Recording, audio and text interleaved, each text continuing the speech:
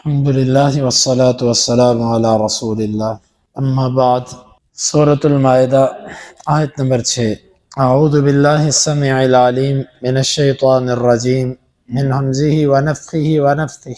یا ایھا الذین آمنوا اذا قمتم الی الصلاۃ، اے ایمان والو جب تم نماز کی طرف کھڑے ہو، فاغسلوا وجوہکم وایدیکم الی المرافق، تم اپنے چہرے اور بازو کوہنیوں سمیت دھو لو جب تم نماز کی طرف کھڑے ہو اور تم بے وضو ہو۔ بے وضو، اگر تم باوضو ہو تو پھر تو تمہیں ضرورت نہیں ہے۔ یہ معنی اس کا یہ ہے، جب تم نماز کی طرف کھڑے ہو اور تم بے وضو ہو تو پھر تم اپنے چہرے کو دھو لو۔ یہاں پر 4 چیزوں کا ذکر ہے، چہرہ دھو لو، بازو دھو لو، مسح کر لو، سر کا اور پاؤں دھو لو۔ بعض اہل علم نے ان 4 چیزوں کو دے کر کہا جی وضو کے فرائض 4 ہیں۔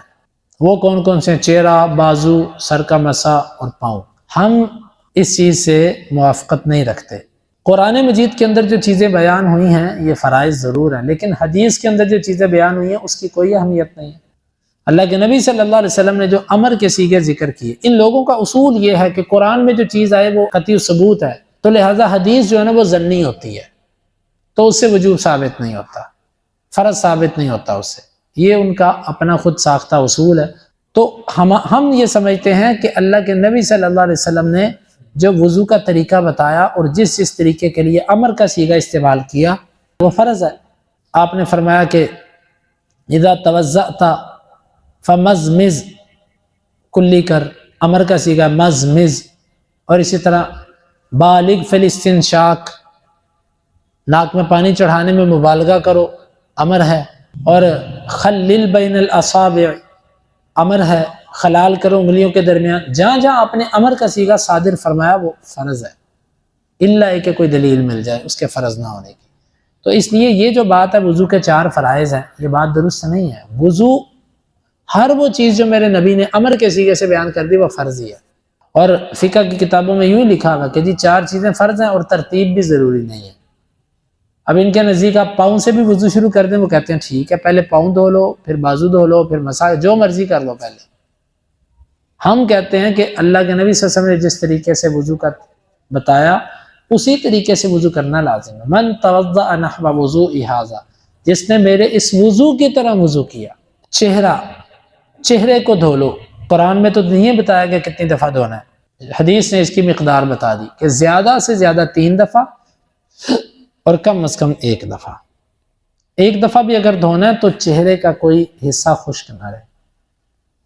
چہرے کا لفظ یہ ماتھے سے لے کر جہاں سے بال شروع ہوتے ہیں، یہاں سے لے کر 2 کانوں کے درمیان تھوڑی سمیت اس حصے پر بولا جاتا ہے چہرہ، وجہ۔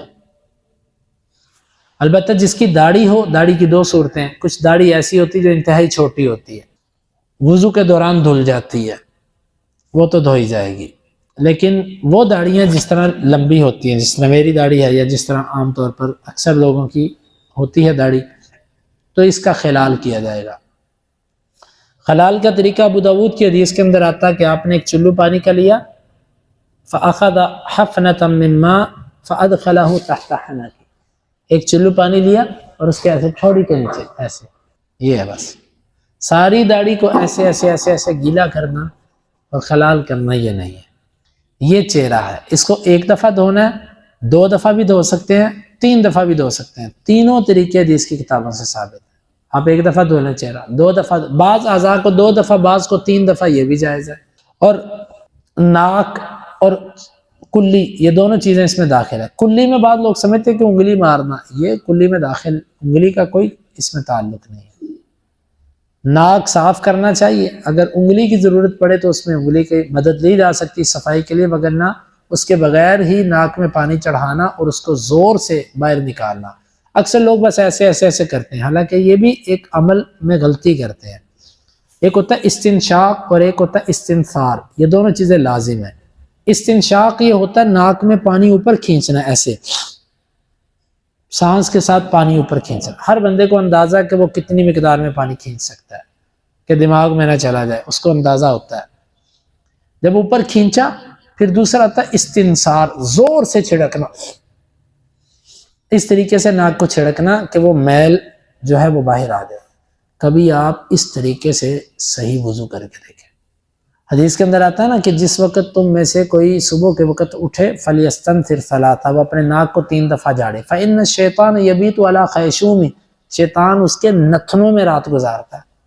یہ جب صحیح صاف ہوتا ہے نا ناک، تو جسم کے اندر چستی نشاطت آ جاتی ہے۔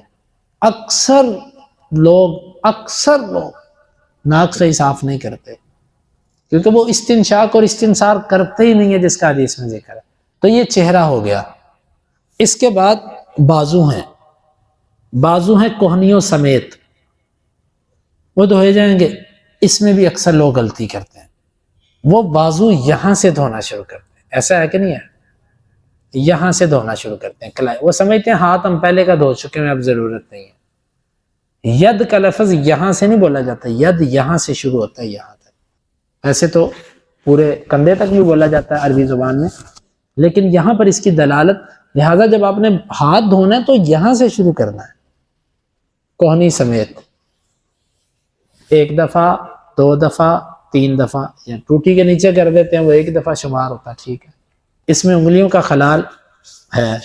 تیسرے نمبر پہ ہے مسح، سر کے مسح میں الاذنان من الراس، کان بھی سر میں داخل ہے۔ سر کا مسح کرنے کا طریقہ پورے سر کا مسح، کیونکہ اللہ کے نبی صلی اللہ علیہ وسلم نے پورے سر کا مسح کیا۔ اب بعض لوگوں کی فقہ میں لکھا ہوا ہے کہ جی سر کے چوتھے حصے کا مسح کر لو تو ٹھیک ہے، چوتھا حصہ یعنی یہاں تک مسح کر لو، یہ ان کا اپنا اجتہاد ہے جو حدیث کے مطابق نہیں ہے، غلط ہے۔ اگر اس طریقے پر کوئی عمل کرتا ہے اس کا وضو نہیں ہوگا۔ اور اسی طرح بعض لوگوں نے 3 بالوں کا مسئلہ، 3 بالوں پہ کر لو مسح، یہ ان کے ذاتی اجتہادات ہیں، ہم ان کے لیے دعائے مغفرت کرتے ہیں، وہ علماء تھے، لیکن اس مسئلے میں ہم ان سے موافقت نہیں کرتے، کیونکہ حدیث دوسری طرف کھڑی ہے۔ حدیث کے اندر یہ آتا ہے کہ فبدأ بمقدم رأسه حتى ذهب بهما الى قفاه ثم ردهما الى المكان الذي بدأ منه، سر کے اگلے حصے سے مسح شروع کیا، ان کو گدی تک لے کر گئے، گدی تک، گردن تک نہیں، گدی جہاں پر بال ختم ہوتے ہیں اس کو گدی کہتے ہیں، جس کو آپ اپنی زبان میں کھتی کہتے ہیں، یہاں تک۔ تو جو مسح کا طریقہ پھر وہاں سے واپس لے آئے، ایسے گردن کا مسح تو ہے ہی نہیں، کیونکہ گردن کو عربی زبان کے اندر راقبہ کہتے ہیں، قفا اور چیز ہے، راقبہ اور چیز ہے، قفا سے نیچے راقبہ ہوتی ہے، گردن کا مسح حدیث کی کتابوں میں ہے ہی نہیں۔ پھر اسی طرح بال لمبے جن کے ہو، جس طرح میرے بال ہیں لمبے ہیں، تو پورے بالوں کا مسح نہیں ہوتا، جہاں تک بال اگ رہے ہوتے ہیں یہ اس حد تک مسح ہوتا ہے، یہاں تک بالوں کی انتہا ہوتی ہے اگنے کی، لمبے جتنے مرضی ہو جائیں، عورتوں کے بال کمر تک آئے ہوتے ہیں تو وہ کمر تک مسح کریں گے؟ نہیں، یہاں تک بال اگتے ہیں، لمبے جتنے مرضی ہوں، پھر وہاں سے واپس آ جائے گا۔ اور اکثر لوگ مسح کیسے کرتے ہیں، وہ ان 2 انگلیوں کو سائڈ پر رکھ کے 3 انگلیوں سے مسح کرتے ہیں، ایسے۔ اس کے پیچھے بھی ان کی فقہ کھڑی ہے، اور اس کے پیچھے ایسا مسئلہ ہے فقہ کا کہ جس پر دلیل کوئی نہیں ہے۔ وہ مسئلہ یہ ہے کہ جی مائع مستعمل پاک نہیں ہوتا، یعنی جو پانی ایک دفعہ استعمال ہو جائے نا وہ پاک نہیں رہتا۔ وہ کہتے ہیں اگر تم ایسے مسح کرو گے نا، ایسے، تو یہ تمہاری انگلیاں اور انگوٹھا، اس سے تم پھر کانوں کا مسح کیسے کرو گے؟ کیونکہ یہ پانی تو سر پہ استعمال ہو گیا تو یہ پاک نہیں رہا، لہذا کان کا مسح ہو ہی نہیں سکتا۔ یہ خود ساختہ انہوں نے ایک مسئلہ بنایا ہوا ہے کہ استعمال شدہ پانی پاک نہیں ہوتا۔ اچھا اگر پاک نہیں ہوتا تو جو وضو کے قطرے آپ کے کپڑے پر گرتے ہیں وہ پھر کپڑے ناپاک ہو گئے، کپڑے بدل کے نماز پڑھو، اس پہ وہ پھر چپ ہو جاتے ہیں۔ مسجد کے اندر وضو کے قطرے گر جائیں تو وہ ناپاک چیز گری ہے۔ تو مسح سر کا 3 انگلیوں سے نہیں، پورے ہاتھ سے ہے، مسح کیا۔ اس کے بعد کانوں کا مسح، کانوں کا مسح ایسے انگلیاں کانوں میں داخل کی، ساری سلوٹوں کے اندر ایسے گھما کے ایسے، اور یہ جو انگوٹھا ہے اس کو کانوں کے پیچھے والی جانب سے ایسے آگے تک، یہ ہے مسح۔ اکثر لوگ اپنے پف بچانے کے لیے مسح خراب کر دیتے ہیں، بال بنائے ہوتے ہیں، بال خراب نہ، پیچھے تو لے جاتے ہیں ایسے کر کے، لیکن واپسی پر اوپر سے واپس آ جاتے ہیں۔ اس کا فائدہ، سر کا مسح بھی واجب ہے، اللہ تعالیٰ نے اس کو اعضائے مغسولہ کے درمیان ذکر کیا، اس سے معلوم ہوا ترتیب بھی لازم ہے، ترتیب بھی لازم ہے۔ اگر ترتیب لازم نہ ہوتی تو اللہ دھونے والی چیزوں کو علیحدہ علیحدہ ذکر کرتا، چہرہ، بازو، پاؤں، اور اینڈ پہ مسا آ جاتا۔ یہاں سے اہل علم کہتے ہیں کہ دھونے والی چیزوں کے درمیان مسے والی چیز کا ذکر کر کے پھر اینڈ پہ دھونے والی چیز، اس کا مطلب ہے کہ ترتیب وضو میں لازم ہے۔ لہذا فقہ کا یہ مسئلہ بھی درست نہیں ہے کہ ترتیب لازم نہیں ہے۔